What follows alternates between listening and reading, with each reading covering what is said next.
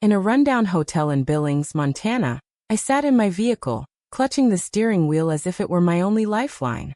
My wedding ring gleamed accusingly under the sun's rays. A name flashed on my phone screen, not my husband's, but his. The voice that I should have ignored weeks earlier.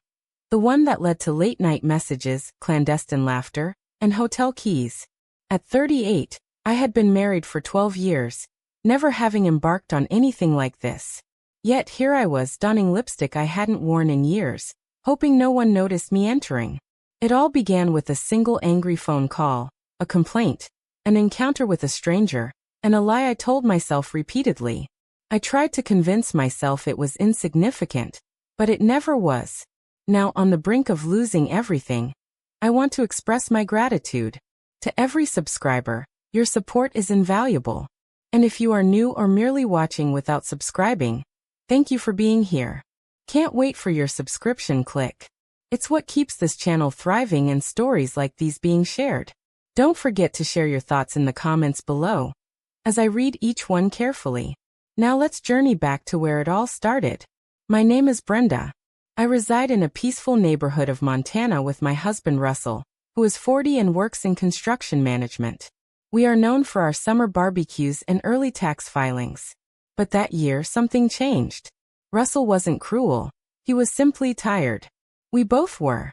Our conversations became monotonous, and the silences grew heavier.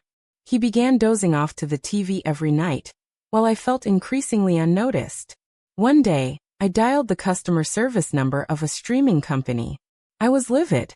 It could have been a double charge or some technical glitch. The details are hazy now, but what I recall is his voice. "Thank you for calling. My name is Jacob. I am here to assist." 25 years old he was, I would discover later.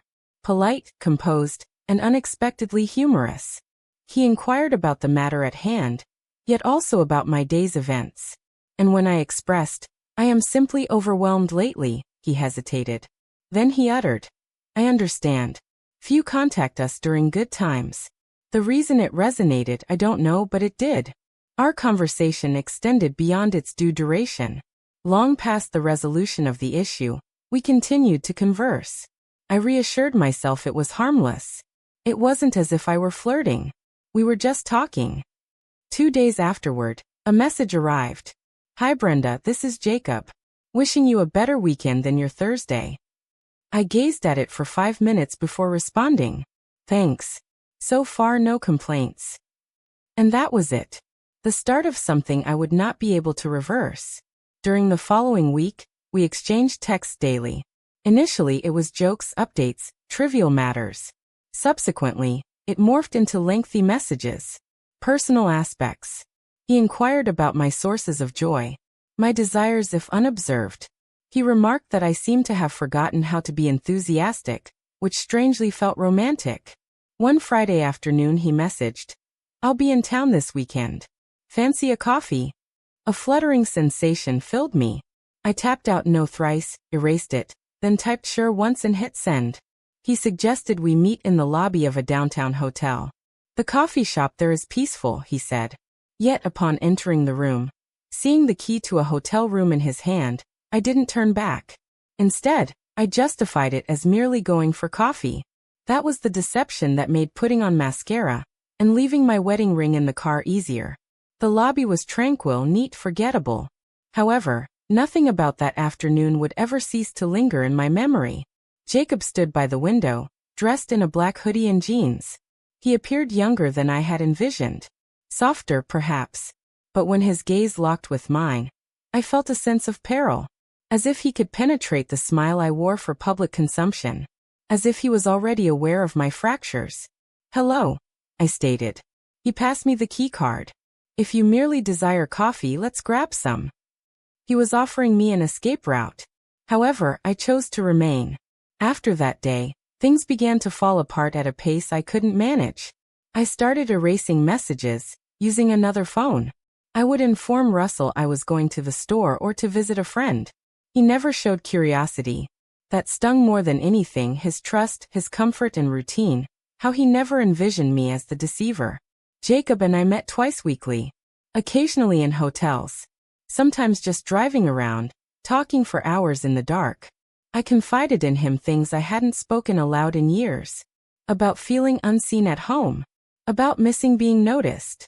He listened like no one had in a while. And he spoke as if he had nothing left to lose. "Does your husband know you are dissatisfied?" he inquired one night, as we sat in his car outside a frozen gas station. "I don't think he would know how to handle the truth," I replied. Jacob never imposed. He never instructed me to abandon Russell. Yet he never urged me to remain loyal either. His presence granted me the freedom to stray further. One night, I arrived home past dark. I had forgotten to switch off my secondary phone and left it in my bag. In the kitchen, I heard it buzz. Russell was in the hallway. My bag lay open. He displayed the phone, querying, "New work line." My blood turned cold. I nodded affirmatively. Yes. It was for client calls. He did not insist. He merely stated, "You used to smile at me like that," and departed. I remained in the kitchen for 10 minutes, fixing my gaze on the floor, comprehending his meaning. That look I bestowed upon my phone. The luminous expression on my face. The appetite I had forgotten I still harbored. It was no longer for him. That was the night I recognized that I had progressed from fantasy into infidelity. Later in the evening, Jacob sent a message. "You seem sad today. Are you all right?" I typed a reply, but did not dispatch it. I am unsure of who I am anymore. In the quiet, I sat after switching off my phones, listening to my husband's snoring from another room. There was no fight, revelation, or unexpected disclosure in the night. No, it wasn't like that. It ended with a glance. A look from a man who had known me for more than 10 years. A man who constructed our life, shared painting walls, mourned pets, and celebrated anniversaries. A man who understood the gaps in my words. Russell set down his coffee mug one morning and said, "I sensed something was amiss when you began locking your phone." I froze. He went on.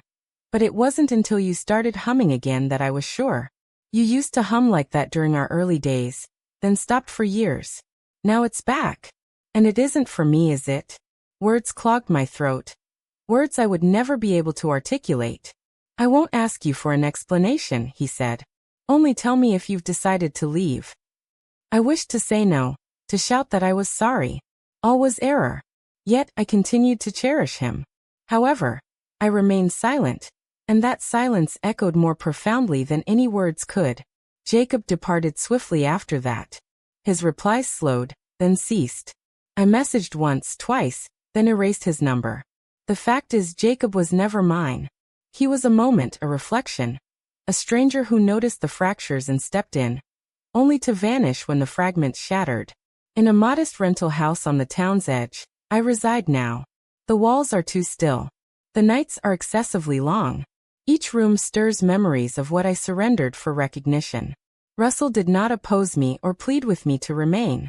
He allowed me to leave, like one discarding something they once adored but no longer recognized. It's been 8 months since the day I entered that hotel. I still wear my wedding ring on a chain around my neck. Not to reclaim him, but to recall who I once was. To feel observed. That is all. Pursuing that elusive feeling, I vanished from sight of the sole individual who truly comprehended me. If you're still tuned in, thank you for hearing my tale. Have you yearned for something intensely, then lost it all when you obtained it? Do you consider one blunder as an everlasting marker of our identity? Share your views with me. I'm engrossed in each response. Kindly like, spread the word, and subscribe if this narrative stirred you in any manner.